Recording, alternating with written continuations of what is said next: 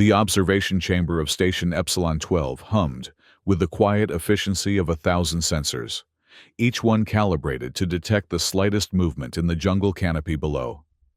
3 xenobiologists huddled around the main display, their various appendages twitching with academic excitement as they monitored the surface of planet XJ2427. The Concordate Federation had assigned them here to study the ecosystem of what was arguably one of the most dangerous worlds in the known galaxy, a place where apex predators ruled with an iron claw, and lesser species existed only as elaborate snacks. Dr. Lexi, whose green-tinted skin marked her as a Zephyrian, adjusted her spectral analyzer with one of her 4 arms while muttering calculations under her breath. The Vexorian Shadowstalker population seemed stable in Sector 7. No significant behavioral deviations noted in the past rotation. Professor Enva, a tall crystalline being from the Prism worlds, chimed in harmonic tones. The Predator classification system remains unchanged. Level 5 Apex Dominance near perfect hunting success rate. These creatures represent the pinnacle of evolutionary efficiency. His prismatic form shifted colors with academic pride. Director Quool, a being whose tentacles seemed to exist in multiple dimensions, simultaneously gestured toward the display with obvious satisfaction. The Concordate Xenobiology Department will be most pleased with our preliminary findings. We've maintained safe distance protocols throughout the observation period. No intervention, no contamination of natural behavioral patterns. It was then that the proximity alarms began to shriek. Alexander Novak paused at the edge of the clearing, his hand instinctively moving to the medical kit strapped to his side. The former Terran battlefield medic had been assigned to Epsilon 12 as part of humanity's integration into the Concordate Federation, though he suspected his superiors viewed the posting more as exile than opportunity. Humans, after all, were the newest members of the galactic community, and their tendency toward what the Concordate diplomatically termed impulsive decision-making made them somewhat unpopular. The jungle around him pulsed with alien life. Bioluminescent vines cast an eerie blue-green glow, while somewhere in the canopy above, something that sounded like a cross between a whale song and a buzzsaw announced its presence to any creature foolish enough to listen. Alexander had learned to recognize the various danger calls during his 3 months on XJ2427. This wasn't one of them. This was the sound of pain. He moved carefully through the undergrowth, following the source of the distress signals. Years of treating wounded soldiers in impossible conditions had taught him to identify different types of suffering, and this had all the hallmarks of severe injury rather than illness or natural death. When he finally reached the source, Alexander found himself face to face with what the Concordate database had classified as the most dangerous predator on the planet. The Vexorian Shadowstalker was magnificent even in its wounded state. Nearly 3 meters long with jet-black fur that seemed to absorb light itself, the creature possessed 6 powerful legs, ending in retractable claws that could slice through battle armor. Its 2 prominent heads moved independently, each equipped with bioluminescent strips along the skull that normally flashed with hunting patterns. Right now, those strips flickered weakly, and one of the heads hung at an unnatural angle. The creature's right flank bore the unmistakable signature of a plasma burn, the kind of wound that spoke of an encounter with Concordate survey equipment. Someone had violated protocol. Someone had used heavy weapons in a preservation zone. Back on Epsilon 12, the observation deck had erupted into chaos. How did a human get past our perimeter sensors? Dr. Lexi's normally composed demeanor cracked as her skin shifted to an alarmed yellow. The nearest human should be in the base camp 50 kilometers from that sector. The question isn't how he got there. Professor Enva's harmonic tones grew discordant with stress. The question is why he's approaching a level 5 predator instead of activating emergency extraction. Director Quool's tentacles writhed frantically as he manipulated multiple control interfaces. I'm initiating immediate extraction protocols. Prep the emergency response team. We cannot afford to lose a Terran on our watch, regardless of how foolish their species might be. Wait, Dr. Lexi held up 3 of her arms, her scientific curiosity overriding her panic. Look at the predator's bio readings. It's injured, severely injured. On the screen, Alexander had moved within 10 meters of the shadow stalker. The creature's heads had turned toward him, those alien eyes, fixing on the small bipedal figure, with what should have been predatory intent. Instead, the creature simply watched. "This is unprecedented," Professor Enva whispered, his crystalline form shimmering with fascination.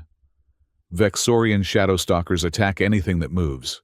Their hunting behavior is hardwired. They don't hesitate. They don't evaluate. They kill. Alexander crouched slowly, keeping his movements deliberate and non-threatening. He'd treated wounded animals before back on Earth, though nothing quite like this. The shadow stalker's eyes tracked his every move, but something in that alien gaze seemed almost resigned, as if the creature understood its situation and was simply waiting to see what this strange, small being intended to do. "Easy there," Alexander murmured, though he doubted the creature understood human speech. "I can see you're hurt. That plasma burn looks nasty."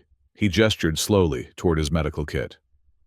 "I know we're supposed to be natural enemies or whatever, but right now you're just another patient, and I took an oath."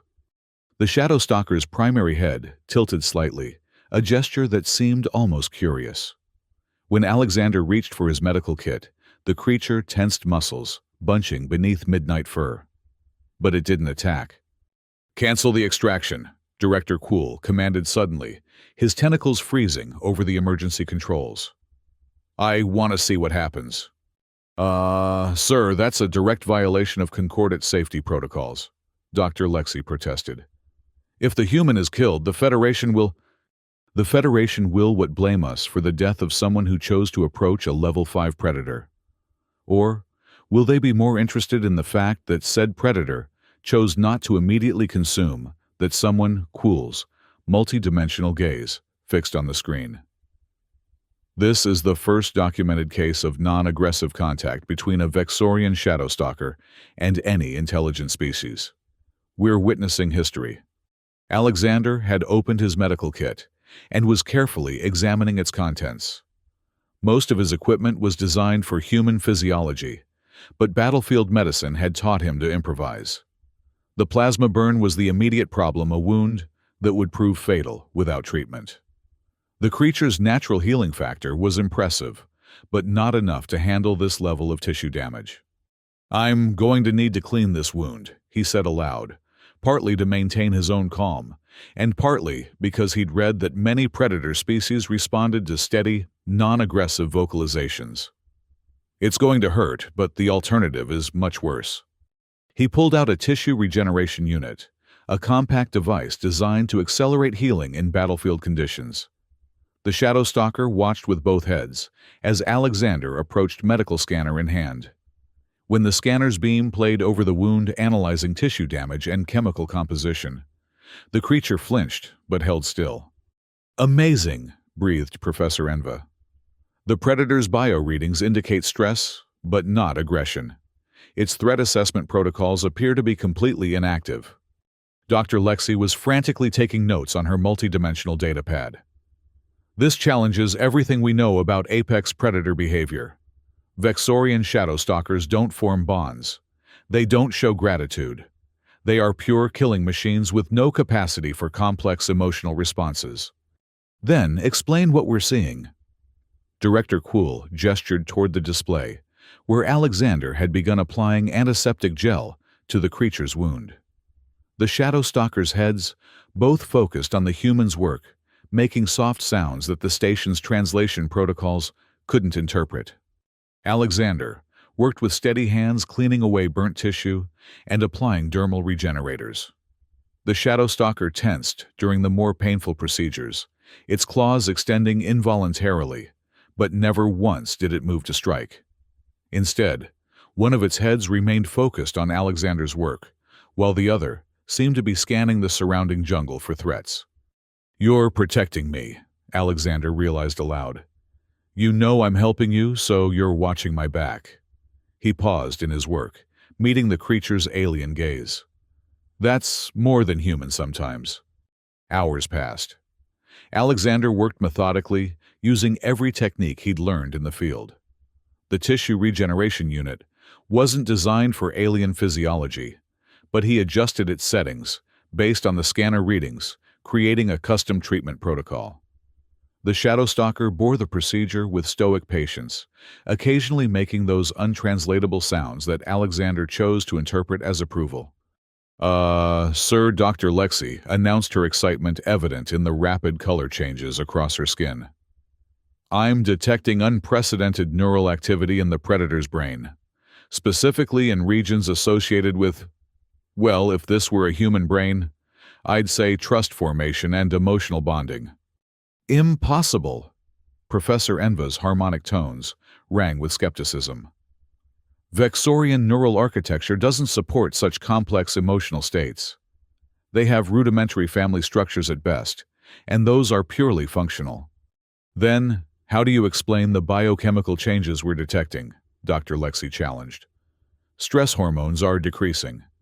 There's increased activity in what appear to be pleasure centers. And those vocalizations, I think it's trying to communicate. Director Quool's expression was unreadable, his tentacles moving in patterns that suggested deep thought. Contact the Xenolinguistics department. Have them begin analysis of those vocalizations. And prepare a full report on everything we've observed. The implications of this incident will resonate throughout the Federation. Alexander had finished the primary treatment and was now applying a protective biofilm over the wound. The shadow stalker's breathing had improved noticeably, and both heads seemed more alert. When he finally sat back exhausted, the creature did something no one had expected. It moved closer. With careful, deliberate movements, the massive predator shifted its position until one of its heads was within arm's reach of Alexander. The other head remained on guard, but the nearness of the gesture was unmistakable. When Alexander, hardly daring to breathe, slowly extended his hand, the shadow stalker moved forward until its forehead made contact with his palm.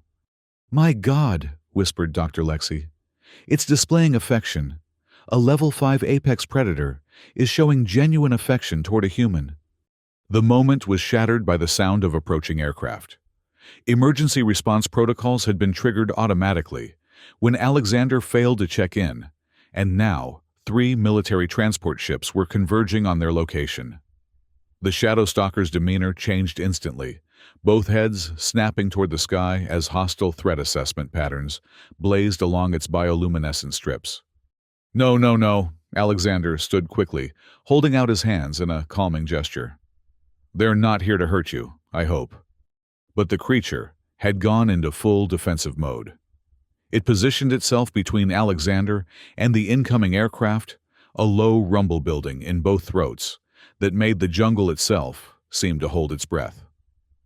When the transports touched down and armed concordate security forces began emerging, the shadow stalker's claws extended fully.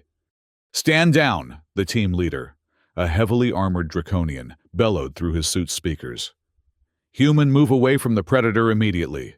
We're here to extract you." "He doesn't need extraction," Alexander called back, positioning himself beside the shadow stalker. "He's injured. I was treating him." "Negative. You are in immediate danger. Move away now, or we will be forced to neutralize the threat." The shadow stalker's rumble intensified, and Alexander could feel the vibrations through the ground. The creature was preparing to charge to fight an entire squad of armed soldiers to protect the human who had helped it. The realization hit Alexander like a physical blow. This magnificent creature was prepared to die for him. "Wait!" Alexander stepped forward, placing a hand on the shadow stalker's flank. The rumbling stopped immediately. "You want me to come with you? Fine. But he comes too." The team leader's response was predictable.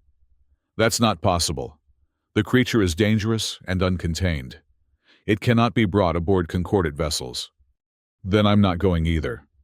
The standoff might have continued indefinitely, but Director Quool's voice suddenly echoed across the clearing from the team leader's communications unit. Stand down response team. Return to base.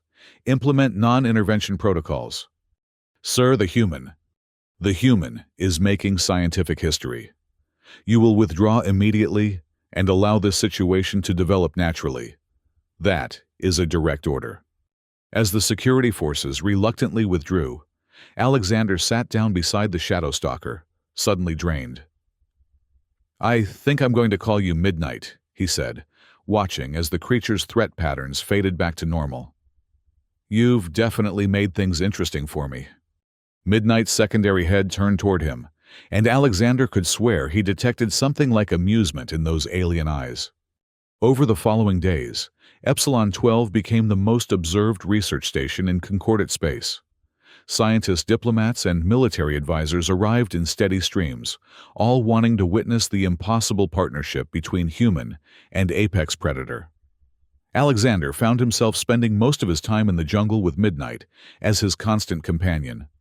The bond between them deepened with each passing day. Midnight proved to be not just intelligent, but playful. The massive predator would bring Alexander interesting specimens from the jungle, dropping them carefully at his feet, like a cat presenting a mouse. When Alexander laughed at this behavior, Midnight seemed to understand the positive response and began bringing increasingly elaborate gifts. "The linguistic analysis is fascinating," Dr. Lexi reported during one of the daily observation briefings. "The creature has developed a basic vocabulary of sounds, specifically for communicating with Novak. It's learned to associate certain human vocal patterns with specific meanings and is attempting to replicate them in its own way." Professor Enva's prismatic form had been stuck in a constant state of color flux since the initial incident, a sign of extreme mental activity. "We're having to rewrite entire sections of our behavioral categorization system. This creature displays problem-solving abilities, emotional intelligence, and adaptive communication skills that we've never seen in a Vexorian species." Or, Director Kuhl suggested thoughtfully, "We were never looking for them." How many of our behavioral studies of apex predators involve armed researchers in environmental suits, observing from a safe distance? Perhaps we've been studying fear responses, not natural behavior. The breakthrough moment came in the second week when Midnight fell ill. Alexander had noticed the lethargy, first then loss of appetite, and finally, a dangerous fever that had the creature's bioluminescent strips flashing in chaotic patterns. The station's xenobiologists were stumped. They had extensive data on Vexorian physiology, but had never been able to study illness and treatment in a living specimen. Alexander spent 3 days and nights in the jungle monitoring Midnight's condition and administering everything in his medical kit that might help. The Shadow Stalker was clearly in pain, but refused to leave Alexander's side, as if afraid that separation might break whatever bond existed between them. On the third night, when Midnight's fever reached critical levels and Alexander had exhausted all conventional treatments, he made a decision that would have gotten him court-martialed in the Terran military and expelled from the Concordate Federation. He administered a dose of experimental human combat stimulants directly to Midnight. The drugs had been designed to boost human immune systems and accelerate healing during battlefield conditions. They were untested on alien physiology, potentially lethal, and absolutely against every protocol in the Concordate Medical Handbook. Alexander injected them anyway. Midnight's recovery was dramatic. Within hours, the fever broke. By morning, the creature was back on its feet, energetic and alert. The xenobiologists were stunned. Even more surprising was what Dr. Lexi discovered during her analysis of Midnight's blood samples. "The human medications didn't just treat the illness," she announced at the next briefing. "They appear to have created a permanent biochemical change. The creature's cellular regeneration rate has increased by 30%. Its immune responses have been enhanced, and most remarkably, its neural plasticity has improved significantly." "You're saying the human accidentally improved the predator?" Professor Enva asked, his harmonic tones rising with disbelief. "I'm saying he created a new form of symbiosis. The medications bonded with the creature's existing biochemistry in ways we've never seen. Midnight isn't just healthier than before. He's evolving. And the changes appear to be specifically oriented toward cooperation with humans. Director Quill was quiet for a long moment. Fascinating and terrifying. What happens if the Federation decides this is too dangerous to allow? They found out 3 days later, when Admiral Corva of the Concordat Defense Fleet arrived with a full battle group. The Admiral was a cetacean, one of the aquatic species that had joined the Federation early in its history, and his patience with human unpredictability was notoriously limited. This situation has gone far beyond the scope of scientific observation, Admiral Corva announced during an emergency meeting. We have a human who has violated multiple containment protocols, created an unauthorized bond with a dangerous predator, and administered untested medications that have caused unpredictable genetic changes in an apex species. The risk assessment is clear. Both subjects must be separated for comprehensive study. Alexander had been included in the meeting, though Midnight waited outside, surrounded by a nervous perimeter of security forces, who had explicit orders not to engage unless attacked. The Shadowstalker had been remarkably docile, but everyone remembered how quickly that could change. With respect, Admiral, Alexander said carefully, I don't think you understand what you're proposing. Midnight isn't just tamed or trained. We have a genuine partnership. Separating us would be traumatic for both of us, and I suspect dangerous for anyone trying to study him without my presence. Admiral Corva's response was delivered in the cold, clicking tones that his species used for absolute pronouncements. Your opinion is noted, Mr. Novak. However, the safety of the Federation takes precedence over any personal attachments you may have formed. The creature will be transferred to the Xenobiology Research Facility on Kepler Station, where it can be properly contained and studied. You will be reassigned to a non-exploration role pending psychological evaluation. And if I refuse? Then, you will be charged with violation of Federation protocols endangering Federation personnel, unauthorized genetic experimentation, and treason. You are human, Mr. Novak, not Concordat. Your species' membership in the Federation is still provisional. Do not test our patience. The meeting ended with Alexander under house arrest, and Midnight still in the jungle, growing increasingly agitated as specialized containment teams prepared for what everyone expected to be a difficult capture. The xenobiologists watched helplessly as their unprecedented research opportunity was about to be destroyed by military paranoia. That night, Alexander proved just how much humans were willing to risk for partnership. Despite the guards posted outside his quarters, Alexander managed to slip away. Years of battlefield experience had taught him valuable lessons about avoiding detection, and the Concordat security teams were trained for space combat, not jungle insurgency.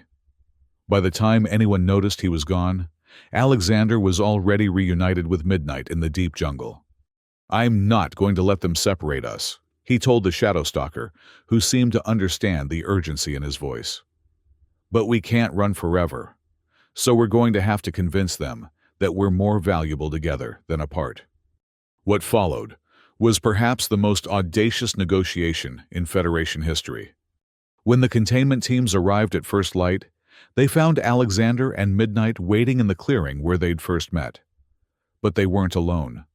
Midnight had somehow gathered every other predator in the area. Shadowstalkers, crystal wolves, plasma birds, thorn cats. Dozens of species that normally existed in careful territorial isolation now surrounded the human and his companion in a display of unity that defied everything the Concordat knew about jungle ecosystems. Admiral Alexander called as the military forces took defensive positions. I'd like to propose an alternative solution. Admiral Corva arrived in full ceremonial armor, clearly expecting a final confrontation. What he found instead challenged every assumption he'd made about human recklessness and alien behavior. You see these predators, Admiral, every one of them is injured. Burns, cuts, broken bones, all from encounters with Concordat equipment. Our survey teams, our mining operations, our military exercises. We've been treating this planet like an empty laboratory, but it's not. It's their home, and we've been hurting them." Midnight moved forward, and the other predators parted to let him pass. The Shadow Stalker approached Admiral Corva's armored form without hostility, simply standing close enough for the Admiral to see the healing plasma burn on his flank. "This isn't about taming predators or creating weapons," Alexander continued. "It's about communication, about cooperation. Midnight brought these others here because he understands something we've been too proud to admit. We need them more than they need us." "Explain," Admiral Corva commanded his clicking speech, indicating genuine curiosity despite his stern demeanor. "Look at our mortality rates on exploration worlds. Look at our failed colonies. Look at how much we spend on military protection for research teams. Now imagine if instead of fighting the apex predators, we partnered with them. They know these ecosystems better than our best scientists. They can navigate dangers our technology can't even detect. And as Midnight has proven, they're capable of far more complex relationships than we ever imagined." Dr. Lexi stepped forward from the group of scientists who had arrived with the Admiral. "Sir, our research supports Mr. Novak's assertions. The biochemical changes we've documented suggest that this partnership could be replicated with other species. We could be looking at a revolutionary new approach to xenoecology." Professor Enva added his harmonious support. "The implications for Federation expansion are significant. Worlds that are currently too dangerous for colonization might become viable with apex predator partnerships." Admiral Corva was silent for a long moment, his alien gaze moving between Alexander Midnight and the assembled predators. "You're proposing we rewrite fundamental Federation policy based on a single uncontrolled experiment. I'm proposing we recognize that the universe is bigger than our protocols. Midnight and I aren't master and pet or scientist and specimen. We're partners.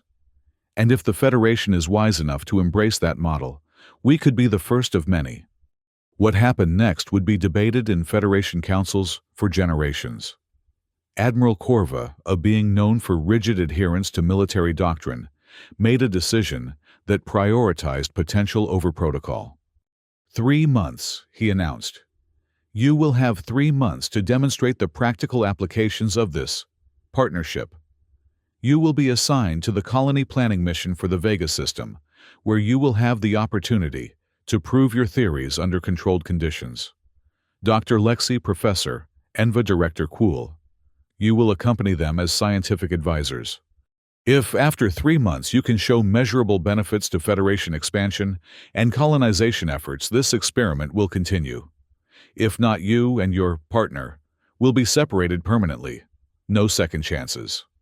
The 3-month trial period became the most documented expedition in Federation history. Alexander and Midnight, working with the xenobiology team, revolutionized first contact protocols across 12 different worlds. Midnight's ability to communicate with other apex predators proved not to be unique to his species.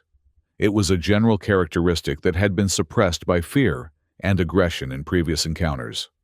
On Vega 4, Midnight negotiated a territorial agreement with the native crystal serpents that allowed Federation mining operations to proceed without the usual devastating predator attacks.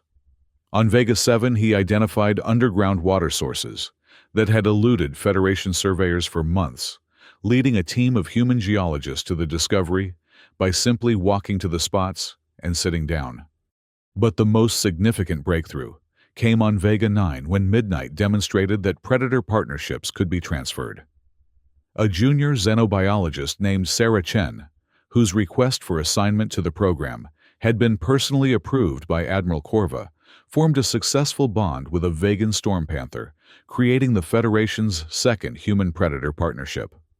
By the end of the trial period, the Federation had officially recognized the Interspecies Partnership Program with Alexander Novak as its first director. Midnight, who had somehow earned the official Federation rank of diplomatic consultant, became the first non-sentient being to receive Federation citizenship. 5 years later, Alexander stood on the observation deck of the Federation's newest exploration vessel, watching Midnight demonstrate hunting techniques to a group of young predators from 6 different worlds. The Interspecies Partnership Program had grown to include over 300 human predator teams, and their presence had cut colony establishment time by 60%, while reducing fatalities by 80%. "You know," Dr. Lexi said, joining him at the viewport. Her green skin shifted to a content blue-green. "When we first observed you approaching Midnight, I thought we were about to witness the shortest and most gruesome research assignment in Federation history." Alexander smiled, watching, as Midnight patiently corrected a young Andromedan clawbear's pouncing technique. "Instead, you got to rewrite the textbooks." "We all did," Professor Enva added his crystalline form, chiming softly with satisfaction.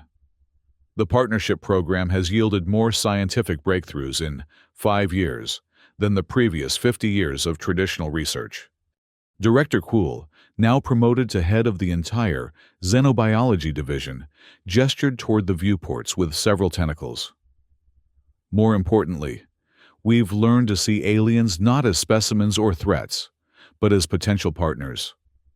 Though I do think we need a more dignified title for human predator teams than professional friend makers." Alexander laughed, remembering the bureaucratic struggle that had led to that particular classification. "Midnight likes it. He says it's honest." "Has he really learned to speak Federation standard? Or are you still translating his intentions?" Dr. Lexi asked, with scientific curiosity. "Both," Alexander admitted. "He understands everything we say, and he can manage basic words. But mostly we just understand each other. That's how partnerships work." As if responding to his name, Midnight approached the viewing area. The Shadowstalker had adapted well to life on exploration ships, though his favorite spots were still the observation decks, where he could watch the stars. He made a complex sound that the ship's translation protocols had learned to interpret as satisfied contentment with pack status. "He says the young ones are doing well," Alexander translated for the scientists. "And he's looking forward to our next assignment." "Which is?" Director Kuhl asked. "The Outer Rim territories. There are reports of a species that might be even more dangerous than Shadowstalkers." Alexander grinned, as Midnight's bioluminescent strips flashed with what he'd learned was the predator equivalent of laughter. "Should be fun." As their ship turned toward the edge of known space, Alexander reflected on how much had changed since that day in the jungle when he'd made the simple decision to help a wounded creature. The Federation was larger, stronger, and wiser for embracing the impossible bond between human and predator. And somewhere in the galaxy, on worlds yet to be discovered, apex predators waited for the strange bipedal creatures who would approach them not with weapons or fear, but with medical kits and open hands ready to prove that trust could bridge any divide. Midnight settled beside Alexander at the viewport, both heads turned toward the stars. Tomorrow would bring new worlds, new predators, new partnerships. But tonight, in the quiet of space, a former human medic and a rehabilitated apex predator watched the universe together. Two friends who had accidentally taught an entire galaxy how to see beyond the boundaries of species protocol and fear. The Federation had gained more than new worlds and scientific knowledge from the partnership program. It had gained something far more valuable, the understanding that the most dangerous predator could become the most loyal friend, given nothing more than the chance to heal and the courage to trust. And that, Alexander thought, as Midnight's contented purr vibrated through the deck plates, was worth rewriting a few textbooks for.